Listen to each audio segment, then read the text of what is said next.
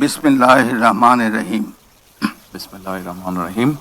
আমি সশ্রদ্ধ চিত্তে তারেক রহমান সশস্ত্র চিত্রে শপথ করিতেছি যে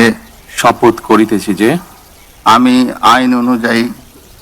আইন অনুযায়ী সরকারের প্রধানমন্ত্রী পদের কর্তব্য বিশ্বস্ততার সহিত পালন করিব। আমি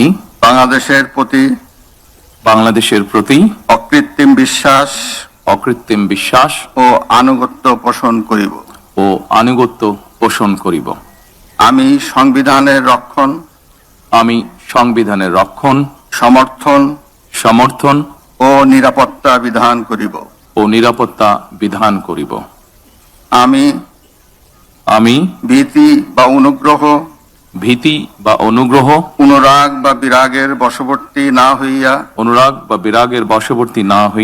সকলের প্রতি আইন অনুযায়ী যথাবিহিত আচরণ করিব।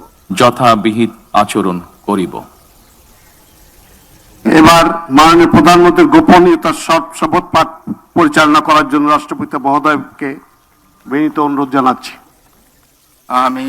আমি তারেক রহমান সশস্ত্র চিত্রে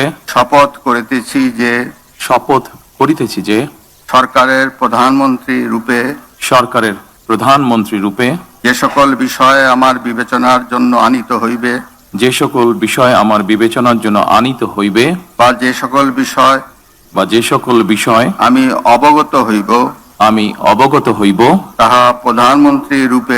তাহা প্রধানমন্ত্রী রূপে যথাযথভাবে আমার